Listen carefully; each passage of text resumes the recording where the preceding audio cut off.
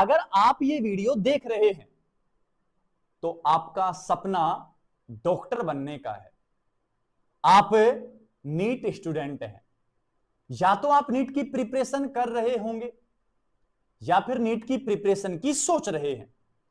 अगर दो में से किसी भी सिचुएशन को आप फॉलो करते हो तो यह वीडियो आप ही के लिए है, क्योंकि जब आप नीट की तैयारी करोगे तो आपको रिक्वायरमेंट होगी सबसे पहले नीट के सिलेबस की।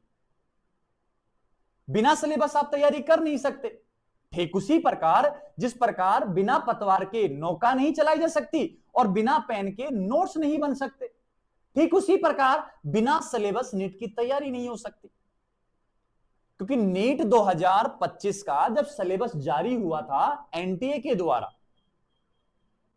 6 टॉपिक्स हटा दिए गए और 1-2 टॉपिक एक्स्ट्रा जोड़ दिए गए। तो यह भी तो पता होना कि कौन सा टॉपिक हटाया गया है और कौन सा टॉपिक जोड़ा गया है। क्या पता हम अब तक ऐसे टॉपिक्स को पढ़ रहे थे जो हटा दिए गए हैं, तो उनका क्या ही मतलब है। क्या पता जो नए टॉपिक जोड़े गए हैं उनको हम लास्ट तक ही ना पढ़ें, क्योंकि हमें सिलेबस का नहीं पता है। तो हम इस वीडियो में जानेंगे नीट 2026 के सिलेबस की अपडेट। कंप्लीट रूप से मैं एनालिसिस करवाऊंगा नीट 2026 का सिलेबस। अगर आप चैनल पर नए हैं तो पहले चैनल को सब्सक्राइब कर दो, बेल आइकन को हिट कर दो, ताकि आने वाले जो वीडियो हैं उनकी नोटिफिकेशन मिस ना हो, क्योंकि अब आने वाला एक एक वीडियो आपके लिए बेहद जरूरी है। तो चलिए वीडियो की करते हैं शुरुआत। जैसा कि आपको पीछे लिखा मिला है नीट 2026 सिलेबस अपडेट, और मैं बात करूं तो मैं आपको वीडियो में बताने वाला हूं कौन से सब्जेक्ट का केमिस्ट्री का सिलेबस, क्योंकि मैं आपको पढ़ाऊंगा इसी चैनल पर वासुदेव प्लस पर, जहां प्लस का मतलब ही मेडिकल फील्ड है, केमिस्ट्री। और कंप्लीट रूप से इसका एनालिसिस करेंगे अपन। तो चलिए बढ़ते हैं केमिस्ट्री के सिलेबस की ओर। सबसे पहले दिख गया होगा नीट 2026, इसी को टारगेट करना है, इसी में एक अच्छा रैंक लाकर एम्स या जीएमसी हासिल करना है। केमिस्ट्री का सिलेबस देखना है, और आपको पता है कि केमिस्ट्री की 3 ब्रांच हो जाती हैं आगे चलकर। पहला है भौतिक रसायन फिजिकल केमिस्ट्री, दूसरा है अकार्बनिक रसायन इनऑर्गेनिक केमिस्ट्री, और लास्ट है कार्बनिक रसायन ऑर्गेनिक केमिस्ट्री। अब अगर मैं आगे बात करूं तो नीट 2026 के सिलेबस में फिजिकल केमिस्ट्री की जो टोटल यूनिट है बेटा वो 8 यूनिट है। इसी प्रकार इनऑर्गेनिक की 4 यूनिट है, इसी प्रकार ऑर्गेनिक केमिस्ट्री की 8 यूनिट है। अगर आपने भी सोच रखा है कि मुझे नीट 2026 में केमिस्ट्री के 45 क्वेश्चन सोल्व करके आने हैं, 45 के 45 क्वेश्चन पेपर में ओएमआर में लगा के आने हैं, तो आपको टोटल यूनिट पढ़नी पड़ेगी, 20 यूनिट पढ़नी पड़ेंगी। सर इनको कैसे पढ़ेंगे? सर पढ़ाएंगे ना आपको, सर है ना आपके साथ, वासुदेव है ना आपके साथ, वासुदेव प्लस है ना आपके साथ। तो फिर सोचना किस बात का, डरना किस बात का।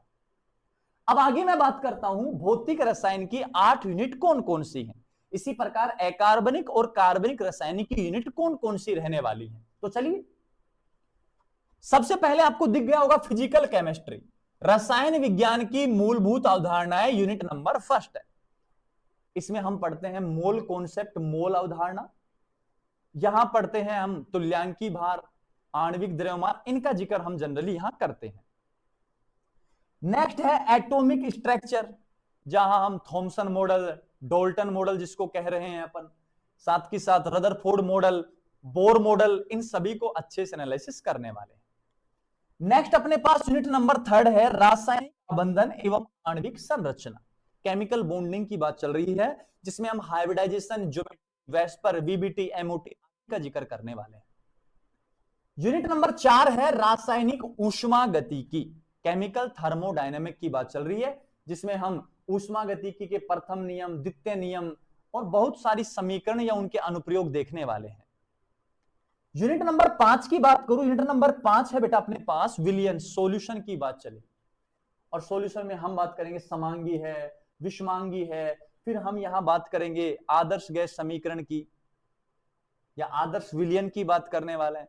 फिर यहां राउल्ट का नियम पढ़ेंगे, धनात्मक विचलन और ऋणात्मक विचलन पढ़ने वाले हैं, हेनरी का नियम पढ़ने वाले, सब एनालिसिस करने वाले हैं। नेक्स्ट है साम्य, इक्विलिब्रियम की बात चलने वाली।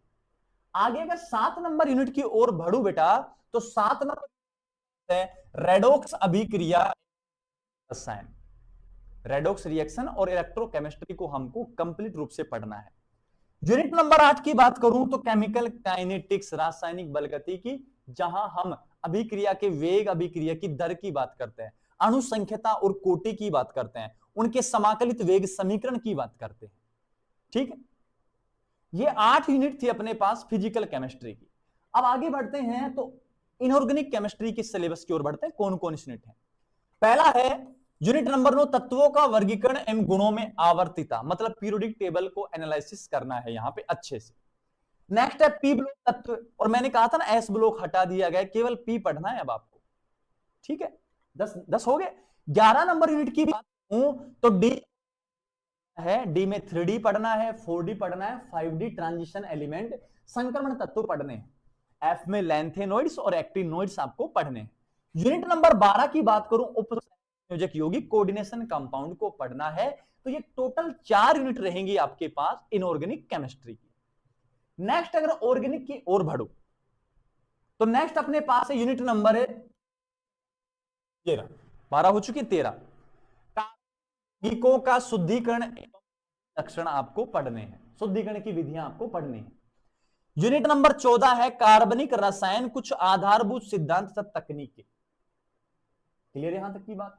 नेक्स्ट बात करूं यूनिट नंबर 15 है आपको हाइड्रोकार्बन पढ़ना है, alkane, alkene, alkyne, cycloalkene, cycloalkene और एरोमेटिक हाइड्रोकार्बन पढ़ने पड़ेंगे। नेक्स्ट बात यूनिट नंबर 16 हैलोजन युक्त कार्बन की यौगिक, एल्किल हैलाइड, एरिल हैलाइड पढ़ने हैं। नेक्स्ट अगर आगे बढ़ूं तो नेक्स्ट यूनिट नंबर 17 है ऑक्सीजन युक्त कार्बनिक यौगिक, जैसे मैं कहूं एल्कोहल है, फिनोल है, ईथर है, अपोक्साइड है। फिर आगे मैं बात करूं कार्बोनिल यौगिक, एल्डिहाइड, कीटोन है, कार्बोक्सिलिक अम्ल है, ये सब पढ़ने पड़ेंगे अपन को, यहां पे डिटेल वाइज पढ़ेंगे। यूनिट नंबर 18 नाइट्रोजन युक्त कार्बनिक यौगिक पढ़ने हैं, जैसे मैं नाइट्रोएल्केन, नाइट्रोबेंजीन, एमीन, एनिलीन, ये सब पढ़ने हैं। नेक्स्ट कार्बोहाइड्रेट है, प्रोटीन है, वसा है, लिपिड्स हैं, न्यूक्लिक अम्ल है, सब पढ़ने पड़ेंगे अपन को यहां पे। ठीक है, हार्मोन्स भी हैं। 20 नंबर है व्यावहारिक विज्ञान, ये नई यूनिट ऐड हुई है आपके, principle related to practical chemistry. इस प्रकार आपके पास नीट 2026 में केमिस्ट्री सब्जेक्ट में टोटल 20 यूनिट रहने वाली है। अगर आपको 45 के 45 क्वेश्चन सही करने हैं तो आपको इन 20 यूनिट को अच्छे से पढ़ना पड़ेगा। सर ये पढ़ेंगे कहां से? तो इसी चैनल से आपको पढ़ना है, जहां इन सभी यूनिट के मैं कंप्लीट रूप से डीपीपी, नोट्स सब प्रोवाइड करने वाला हूं। बस आप जुड़े रहेंगे चैनल के साथ, चैनल को सब्सक्राइब करके रखना है। मिलते हैं नेक्स्ट वीडियो में, जहां मैं बात करूंगा कि कौन सी यूनिट से कितने ज्यादा क्वेश्चन पूछे जाते हैं या कौन सी यूनिट का कितना वेटेज रहता है, इसकी बात करेंगे नेक्स्ट वीडियो में।